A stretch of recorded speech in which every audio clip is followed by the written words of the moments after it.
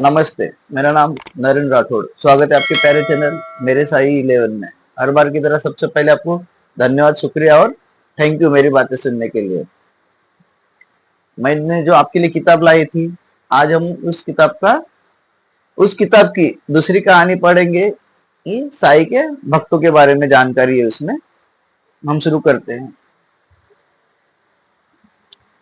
पिछली बार की तरह आपको साई के दर्शन कराऊंगा, उनके चरण पादुकाओं के दर्शन कर लीजिए और हम कहानी शुरू करते हैं।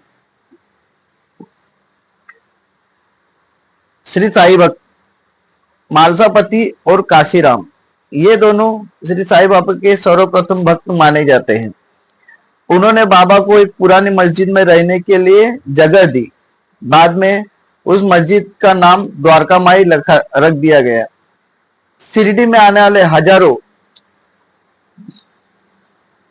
लाखों लोगों को बाबा का दर्शन हमेशा यहीं पर होता था। आगे चलकर शिरडी में कई नई नई इमारतें बनी, लेकिन बाबा ने अपनी पूरी आयु द्वारका माई में ही बिताई। इसी कारण इस स्थान को आज पवित्र प्राप्त हो चुका है। हर रोज हर वक्त मालसापति बाबा के साथ रहा करते थे। वे समय समय पर बाबा की सेवा करते थे। काशीराम हर रोज बाबा को दक्षिणा देकर अन्य आवश्यक चीजें भी देता था। एक दफा जब वह कुछ काम के लिए दूसरे गांव जा रहा था, उसे चोरों ने घेर लिया और उससे मारपीट होने लगी। मारपीट के कारण उसकी सुध माफ कीजिएगा, उसकी सुध बुध भी खो जा रही थी। फिर भी वह बाबा का ध्यान करता ही रहा। वहां दूरी पर यह घटना हो रही थी और शिरडी में ठीक उसी समय बाबा चिल्ला रहे थे, अर्थात उन्हें काशीराम का गुजरा हुआ प्रसंग बिल्कुल ज्ञात हो चुका था।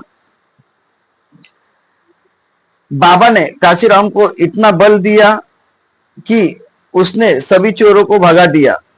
बाबा की कृपा इस रूप में स्पष्ट प्रकट होती है।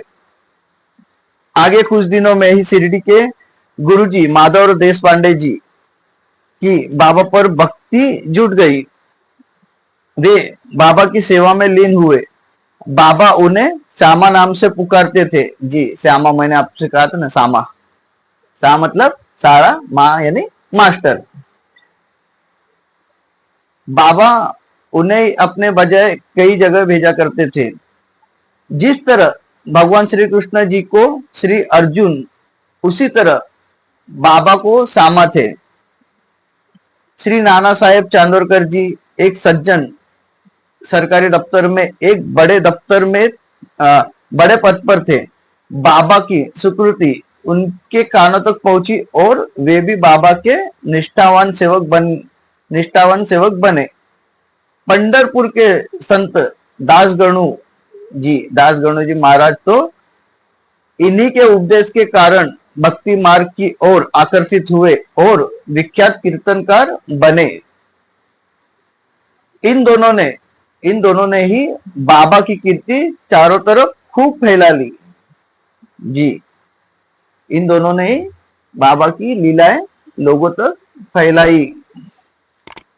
शिरडी में प्रथम श्री साठे नामक एक भक्त ने बड़ी वास्तु बनवाई। इससे यात्रियों को सुविधा प्राप्त हुई। आगे चलकर श्री हरि सीताराम दीक्षित नामक दूसरे एक भक्त ने वास्तु बनवाई। उसमें भक्तों को और सुविधा प्राप्त हुई। लेकिन नागपुर स्थित श्री गोपाल राव बुट्टी जी ने एक बड़ी पत्थर की वास्तु बनवाई। इसी में ही बाबा का आज का समाधि मंदिर है।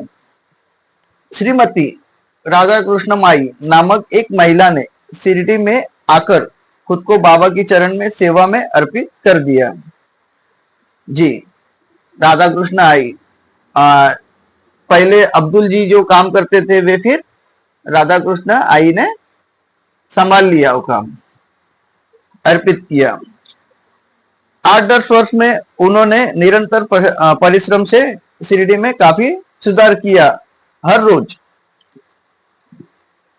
बाबा की प्रात आरती, सेजारती जैसे कार्यक्रम उन्होंने उन्होंने ही शुरू किए और शिरडी को संस्थान का रूप प्राप्त करा दिया। ये थी बाबा की भक्तों की कुछ जानकारी। अगली कहानी में इसमें है श्री बाबा की धुनी। जी, श्री बाबा की धुनी की कहानी है, वे मैं अगले कहानी में आपसे कहूंगा। यदि मेरी बातें आपको अच्छी लगती है तो मुझे लाइक कीजिए, शेयर कीजिए, कमेंट कीजिए और सब्सक्राइब जरूर कीजिएगा। मैं कुछ पुस्तकें लाया हूं, जैसे पहली पुस्तक आपके सामने ला रहा हूं वैसे ही और पुस्तक है। ये पुस्तक पूरी होने के बाद दूसरी पुस्तक हम पढ़ेंगे। आप इसी प्रकार आपका प्यार मुझे देते रहिए और मैं आपसे मिलूंगा अगले वीडियो में। मुझे रजा दीजिएगा। ओम साई राम।